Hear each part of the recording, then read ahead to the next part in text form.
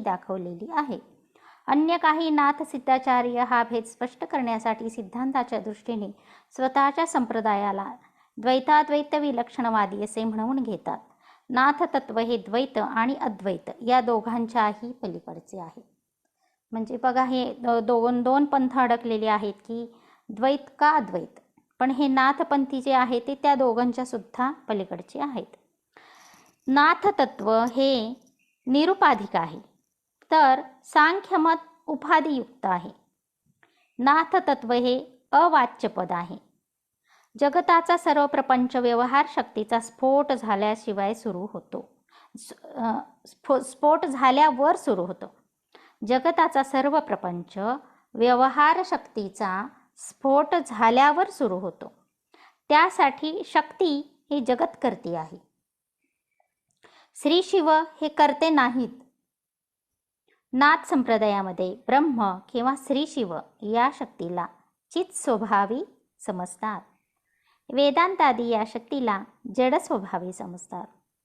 यासाठी नाथ संप्रदायी दर्शनामध्ये जगत हे चित शक्तीच्या विकासाचे रूप मानले जाते. कशाचं रूप आहे जगत हे? चित शक्तीच्या, म्हणजे कुंडलिनीच्या शक्तीचंच हे संपूर्ण जगत आहे. हे कुठं मानलं जातं? नाथ संप्रदायी दर्शनामध्ये हे चित शक्तीचं जगत हे रूप मानले जाते. धर्मी श्री शिव आणि धर्मशक्ती यात फक्त व्यवहारापुरता फरक मानलेला आहे. चितब्रह्माची शक्ती चिद्रूपच असते.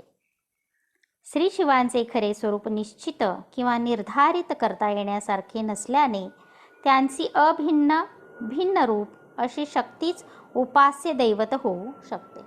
म्हणजे त्यांना म्हणायचं शिवाचं शंकर इतकं भव्य आहे की त्याची आपण उपासना आपल्याला करता येत नाही. त्याच्याऐवजी त्या शिवाच्या शक्तीचीच आपण इथं उपासना करायची आहे आणि भिन्न रूप अशी शक्तीच आपण ती उपास्य दैवत म्हणून स्वीकारायची आहे. श्री शिव आणि शक्ती यातील समरसता मनामध्ये ठामपणे बाळगून सहज समाधीची स्थिती प्राप्त करून घेणे हे नाथयोगी साधकाचे ध्येय असते. शक्तीची उपासना ही परिणामी श्री शिवोपासनाच होय आणि ही व्यावहारिक दृष्ट्या शक्तीचीच उपासना आहे.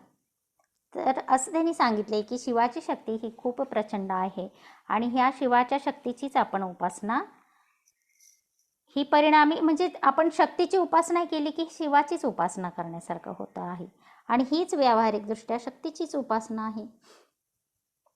तरी तर नाथ संप्रदायांचं तत्व दिलेलं आहे आणि त्यानुसार हे चित शक्ती आणि शिव याविषयी माहिती आणि शक्तीची उपासना अशी इथं त्यांनी त्यांच्या शब्दामध्ये संस्कृत श्लोकांच्या अर्थांची माहिती दिलेली आहे.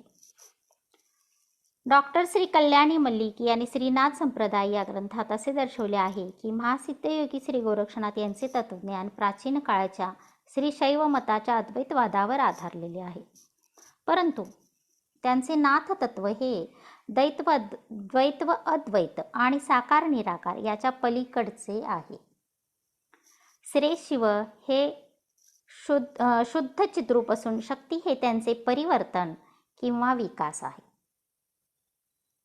म्हणजे बघा किती छोटंसं रूप आहे, छोटं परिवर्तन आहे हे शिवांचं. असे मत आहे. नाथ योगी जगत प्रपंचाच्या अद्वितीय परम कारणाला श्री शिव किंवा श्री आदिनाथ या नावाने संबोधतात.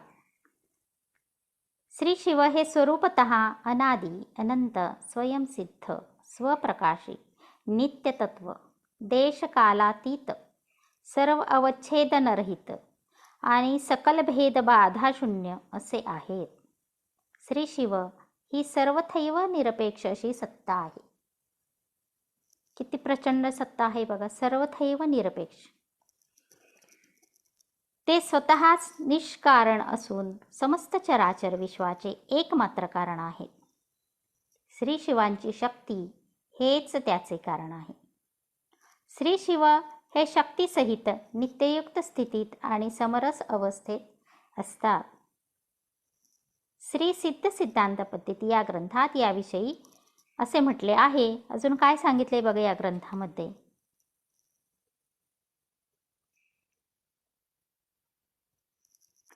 शिवस्याभ्यन्तरे शक्ती शक्तरेभ्यन्तरे शिव अनंतं नैव पश्यामी चंद्रचंद्रियकोयोरिव. म्हणजे श्री शिवामध्ये शक्तीचे व शक्तीमध्ये शिवांचे वास्तव्य आहे. चंद्र व चांदणे यात ज्याप्रमाणे अंतर किंवा भिन्नता असत नाही, त्याप्रमाणे श्री शिव आणि शक्ती अभिन्न आहेत. आपल्याला शिवसूर्योदय शास्त्रामध्ये काही या संबंधीचे श्लोक येऊन गेलेत. भाग 5 ज्यांनी केलेला आहे तिथपर्यंत, की शिव आणि शक्ती अंग या ह्याच्यावरती कसं आपल्याला हे द्यायचं आहे. आपण जे पंचतत्व जे शिकलेलो आहोत त्याच्यामध्ये शिवशक्ती अंग शोधायचं कसं याविषयी थोडी माहिती आपल्याला प्राथमिक माहिती मिळालेली आहे. तर हे जे शिवशक्तीचा जो इथं उल्लेख केलेला आहे, त्यांची शक्ती कशी आहे, ते शिव आणि शक्ती एकामध्ये कसे समरस झालेले आहेत. चंद्र आणि चांदण्याप्रमाणे. चंद्राचं चांदणं आपल्याला वेगळं भासतं का, वेगळं करता येईल का, त्या दोघांमधले अंतर किंवा भिन्नता असू शकत नाही. त्याप्रमाणे श्री शिव आणि शक्ती अभिन्न आहेत. एकाच अद्वितीय परमतत्वाला दृष्टीभेदानुसार श्री शिव आणि शक्ती ही नावे प्राप्त झालेली आहेत. म्हणजे ते दोघं एक रूप आहेत, पण हा परमतत्वाचा दृष्टीभेद आहे, अद्वितीय असा दृष्टीभेद आहे, आणि म्हणून त्यांना ती नावे प्राप्त झालेली आहेत. श्री शिव हे शक्तीनुरूप असून सर्व दुष्ट आकारांमध्ये स्फुरित होत असतात. हे दोन्ही अनन्याश्रयभूत आहेत. ज्याप्रमाणे धर्म वगळून धर्माचरण करणाऱ्या व्यक्तीची कल्पना येत नाही, त्याप्रमाणे दोन्ही तत्वतः परस्पराहून भिन्न नसून अभिन्न आहेत. भिन्न नसून सुद्धा अभिन्न आहेत.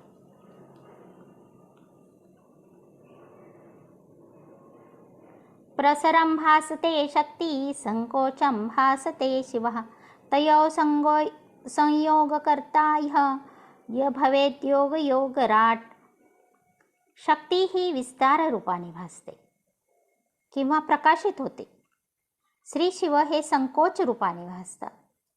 या दोघांचे संयोग घडवून आणणारा साधक योगी हा योग्यातील योगीराज समजावा. बघा, आता इथं आपल्याला थोडं समजेल की साधकांना काय समजून घ्यायचे. जर योगी बनायचं असेल, आपल्याला भगवद्गीतेमध्ये बघितलं आपण 6व्या अध्यायामध्ये अर्जुनाला श्रीकृष्ण सांगतात, योगीर भव अर्जुन. तर योगी भव म्हणजे काय? योगी म्हणजे योगासन कर असा अर्थ नाही. योगीचा अर्थ खूप गूढ आहे. त्या योगाला खूप प्रकारची माहिती असते, गूढ तत्व माहीत असतं. आणि हा योगी बनण्यासाठी शक्ती ही विस्तार रूपाने भासते किंवा प्रकाशित होते. श्री शिव हे संकोच रूपाने भासतात.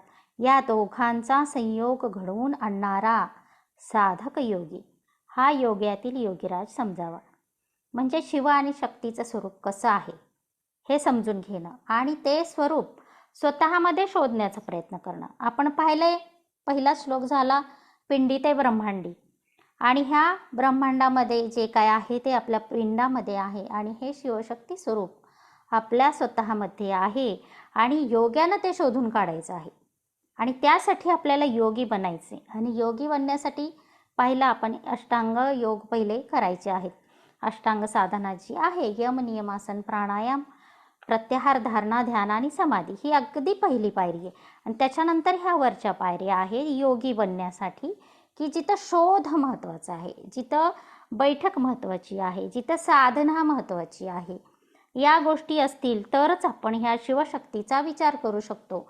आणि आपल्यामध्ये कुठल्या ठिकाणी ही रूपं दडलेली आहेत आणि ती आपल्याला काय सांगतायत, आणि आपल्यातील जी काही शिवशक्ती आहे ती कशी प्रकट होतीये, की ज्या शिव आणि शक्ती आपल्या शरीरामध्ये आहेत तिची स्थानं कुठं आहेत, हे आपण अंतर्मुख झाल्याशिवाय, स्वतःचं निरीक्षण केल्याशिवाय, स्वतःवरती काम केल्याशिवाय आपल्याला ती दिसून येत नाही. तर प्रत्येक मनुष्य जो कोणी जीव जन्माला आहे त्या प्रत्येक जीवाच्या ठिकाणी हे शिवशक्ती हे आहेत.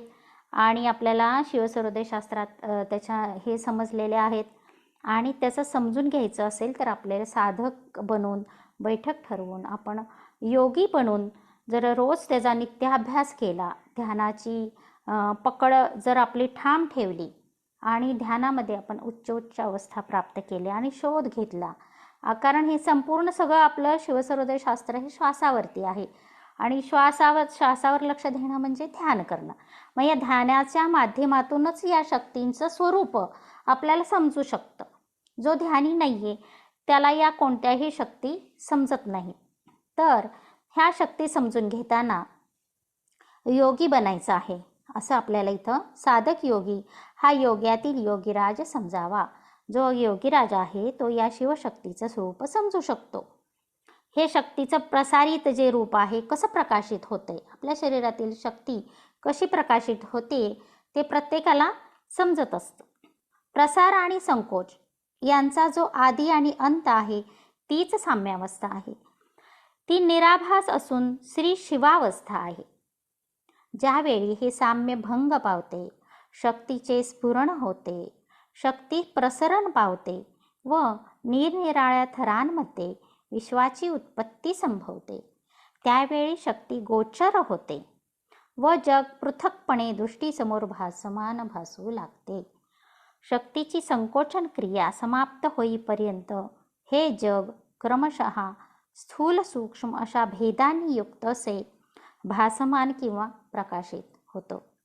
जगाचा आभास हा शक्तिभाव नसून निराभास हा श्री शिवभाव आहे. श्री शिव हे एकरस अपरिणामी असून शक्ती परिणामी आहे. शक्तीचा तिरोभाव म्हणजेच जगाचा लय होय. असे जरी असले तरी श्री शिव आणि शक्ती हे सूर्यकिरणांप्रमाणे अभिन्न आहे. यासाठीच शक्तीची साधना केल्यामुळे श्री शिव स्वरूपाची प्राप्ती होते. बघा आता शक्तीची साधना म्हणजे काय हे शिवसर्वोदय शास्त्रातील लोकांना समजेल आणि जे ध्यानी लोक आहेत त्यांनाही समजेल की शक्तीची साधना कशी करायची असते. आणि शक्तीची साधना केली तरच आपण शिवस्वरूपाची साधना करतो आणि शिवस्वरूपाची प्राप्तीसुद्धा होते. तर अतिशय गूढ आणि सुंदर इथं ज्ञान दिलेलं आहे. शक्तीचं ज्ञान दिलेलं आहे की शक्तीची संकोचन क्रिया समाप्त होईपर्यंत जग क्रमशः स्थूल सूक्ष्म अशा भेदांनी युक्त भासमान आणि प्रकाशमान म्हणजे दिसतं पण आणि अदृश्य पण होतंय. जग ज्याचा भास पण होतोय आणि जे प्रकाशित पण होते. तर अशा या स्थूल आणि सूक्ष्म रूपातून आपल्याला सर्व हे ऑब्झर्वेशन करायचं आहे, निरीक्षण करायचं आहे. पण ते ऑब्झर्वेशन कुठलं आहे? बाह्य नाही आहे. कोणतीही बाह्य गोष्ट इथं ऑब्झर्व करायची नाही आहे. ज्यावेळेला संपूर्णतः आपण ध्यानामध्ये जाऊन अंतरंगात प्रवेश करतो, आपल्या ज्या काही नाड्या आहेत 3 इडा, पिंगला आणि सुषुम्ना यावरती लक्ष ठेवून श्वासोच्छ्वासावरती ज्यावेळेला आपण लक्ष ठेवतो त्यावेळेला हा सूक्ष्म अभ्यास होऊ लागतो. आणि हा सूक्ष्म अभ्यास आपल्याला अंतरंगात काय काय चाललेलं आहे त्याचं स्फुरण होतं आणि मग त्या शक्तीचा हळूहळू आपल्याला जाणीव होऊ लागते आणि आपल्या सप्तचक्रांमध्ये झालेले बदल लक्षात येतात. कोणत्या ठिकाणी कोणतं चक्र आहे आणि त्या चक्राचं कार्य काय आहे आणि तिथं जे काही बदल झालेले आहेत ते कुठलंही बाहेरचं ऑब्झर्वेशन न करता अंतरंगातच आपल्या ते लक्षात येतं. असं हे स्वतःचाच संशोधन